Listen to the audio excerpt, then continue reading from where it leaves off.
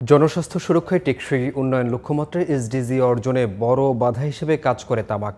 ২০৩০ সালের মধ্যে তামাকের ব্যবহার ৩০% কমানোর লক্ষ্য অর্জন করতে হলে বর্তমান নীতিমালার গতি দ্বিগুণ করতে হবে।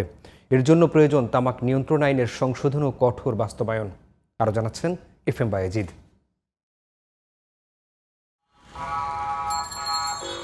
দক্ষিণ এশিয়ায় সবচেয়ে বেশি তামাক ব্যবহার হয় বাংলাদেশে। এখানে ১৫ বছর ও ততোর্ধ্ব জনগোষ্ঠীর মধ্যে তামাক ব্যবহারের হার ৩৫.৩%।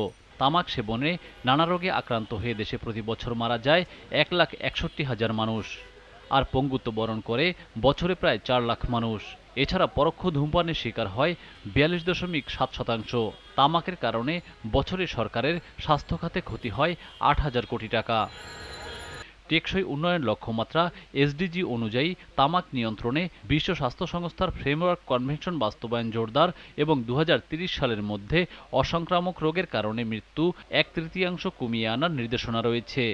এসডিজি অর্জনে তামাক নিয়ন্ত্রণে আইন ও আইনের বাস্তবায়ন জরুরি।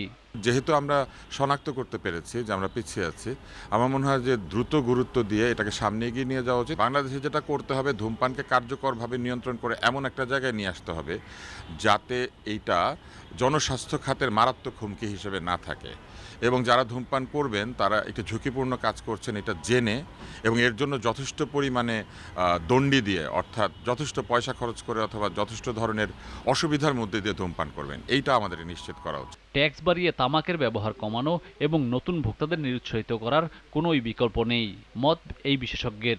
তামাক পণ্যগুলো যেগুলো আসলে বিক্রি করা হচ্ছে বাজারে, সেগুলো থেকে যে আয়, সেই আয়ের যে নিয়ে নেয় হচ্ছে টোবাকো কোম্পানিগুলো, কিন্তু ট্যাক্সের পুরো বার্ডেনটা বেয়ার করেন কিন্তু যারা কনজিউমার, তারা আসলে যারা ট্যাক্স দিচ্ছেন, মানে আসলে ভোক্তারাই তো দিচ্ছেন, কিন্তু টোবাকো ইন্ডাস্ট্রি দেখাচ্ছে যে তারাই আসলে কর দিচ্ছে।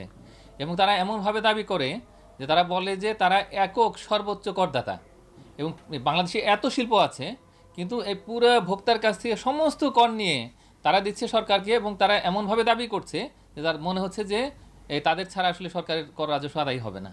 স্বাস্থ্য মন্ত্রণালয়ের প্রণীত তামাক নিয়ন্ত্রণ আইনের সংশোধনী পাশের মাধ্যমে ধূমপানের নির্ধারিত এলাকা বিলুপ্ত, বিক্রয়স্থলে তামাকজাত দ্রব্য প্রদর্শন নিষিদ্ধ, খুচরা বিড়ি সিগারেট বিক্রি বন্ধ, ই সিগারেট বা হিটেড টোবাকো প্রোডাক্ট থেকে তরুণদের রক্ষা করা, তামাক কোম্পানির সিএসআর কার্যক্রম বন্ধ ও সিগারেট প্যাকেটে সতর্কবার্তা ৫০ থেকে ৯০% বাড়ানো হলে জনস্বাস্থ্য সুরক্ষা ও এসডিজির লক্ষ্যমাত্রা অর্জনে ভূমিকা রাখবে বলে মত বিশেষজ্ঞদের।